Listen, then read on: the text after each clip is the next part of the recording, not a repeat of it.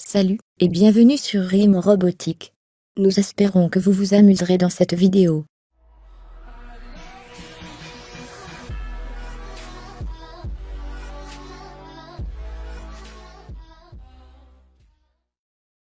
Lorsque j'ai dit robot, la plupart d'entre vous pensent à ça. Vous n'avez pas tout à fait tort. Cependant, le mot robot est beaucoup plus large que cela. Par exemple, Google est un robot. Maintenant, essayons de voir les types de robots auxquels nous, RIM Robotique, allons nous intéresser. Pour cela, je vous invite à suivre la définition d'un robot selon Wikipédia.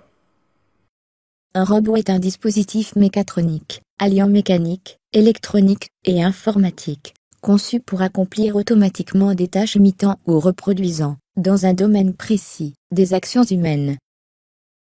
Maintenant que vous avez vu cette définition, je souhaiterais vous exposer ma propre définition du mot robot. Selon moi, un robot, c'est un corps mécanique animé par de l'électronique et qui réfléchit avec de l'informatique. Plutôt cool, non? Dans cette partie de la vidéo, je vais essayer de vous prouver que la robotique est un métier d'avenir. Et par la même occasion, répondre à une question que j'avais posée dans le groupe de RIM Robotique. Question qui était, selon vous, dans le monde actuel, la robotique est-elle une nécessité ou juste un divertissement? D'ailleurs, je souhaite remercier ceux qui ont pris la peine de répondre à cette question. Arigato.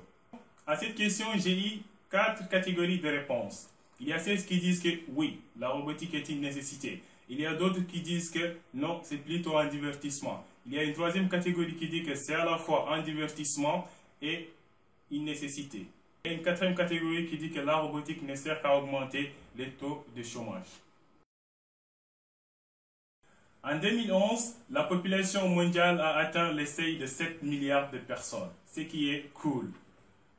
Et les statistiques prévoient que d'ici 2054, la population mondiale serait de l'ordre de 9 milliards de personnes, soit 2 milliards de plus. Cela paraît anodin, mais croyez-moi, 2 milliards de plus, c'est énorme. C'est 2 milliards de plus dont chacun doit manger, s'habiller, se transporter, etc., etc. Toutes ces choses qui nous semblent banales ne tombent pas du ciel. Ils doivent être fabriqués. Donc, même si l'homme travaillait 24 heures sur 24, 7 jours sur 7, on n'arriverait pas à satisfaire un tel besoin. Seules les machines le pourront. Autrement dit, seuls les robots le pourront. Sauf si la population mondiale commencerait à décroître d'ici 2054, ce qui est totalement improbable, le nombre de machines ne vont pas diminuer. Que dis-je? Les nombres de robots ne vont pas diminuer. Ils vont plutôt augmenter. À la question, la robotique est-elle une nécessité ou juste un divertissement? Je pense que je viens de répondre en disant que oui, c'est une nécessité. Mais cela n'empêche pas que les robots soient utilisés dans le domaine du divertissement. Par exemple, les robots danseurs Nao et des drones qui sont utilisés pour faire des selfies, ou bien le robot Zora qui est utilisé pour divertir les personnes âgées et les patients des hôpitaux. Donc, je pense que des 4 catégories de réponses qu'on a eues, la réponse la plus exacte, c'est la troisième catégorie qui dit que c'est à la fois une nécessité, mais peut être utilisé dans le domaine du divertissement, donc un moyen de divertissement. À ces personnes, je leur dis bravo. Avant 1950, si vous aviez dit que développeur web serait un métier dans l'avenir, tout le monde vous aurait rigolé. Mais actuellement, le métier de développeur web emploie des milliers, voire des millions de personnes à travers le monde. Donc, tout comme Internet, la robotique, elle aussi, a créé plusieurs autres emplois. Des emplois tels que les métiers de roboticiens, de mécatroniciens, etc. Et en a donné des emplois à d'autres personnes, tels que des informaticiens, des électroniciens, des mécaniciens. Dites-moi, à quelle question je viens de répondre? Je viens de répondre à ceux qui disent que la robotique ne sert à rien d'autre qu'à augmenter les taux de chômage. À ces personnes, je leur répondrai oui, la robotique détruit les emplois, mais les emplois pénibles et répétitifs pour les hommes. Donc pour me résumer, je ne dirais pas que la robotique détruit les emplois, mais plutôt les fait évoluer. Maintenant que je pense vous avoir prouvé que la robotique est un métier d'avenir, passons au domaine d'application de ces robots. On les trouve partout.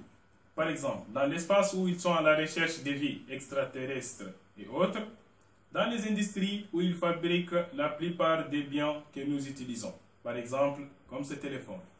Et nous les trouvons également dans la médecine, dans l'assistance aux chirurgiens pour des opérations compliquées qui demandent une très haute précision. Et également, on les trouve dans l'agriculture pour aider à optimiser la production, etc., etc. Et même dans nos propres maisons. Voyons voir qui peut faire de la robotique et quelles compétences il faudrait avoir pour pouvoir débuter dans le monde de la robotique. À cette question, qui peut faire de la robotique, je répondrai par absolument tout le monde. Tout le monde peut faire de la robotique. La preuve en est que la robotique commence à être enseignée dans certains pays d'Europe à partir du collège. Mais je sais, il y a certaines personnes qui veulent avoir une liste. Donc je vous dirai, les collégiens, les lycéens, les étudiants et toute personne qui veut apprendre à faire de la robotique et qui est capable de comprendre ce que je suis en train de dire.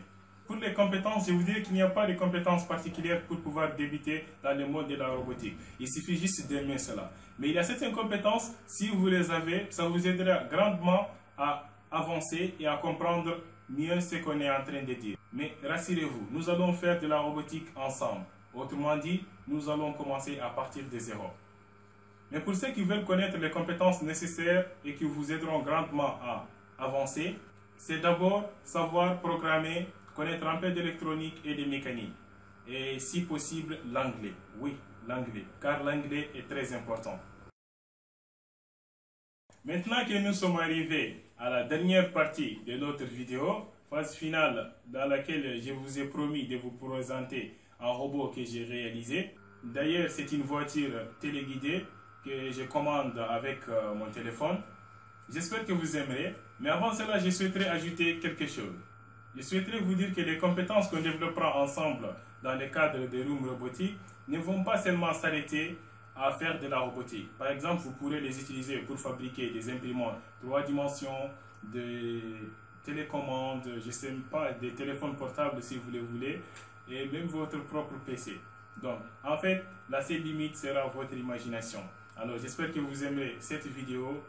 Et sur ce, je vous dis à la fin de la vidéo.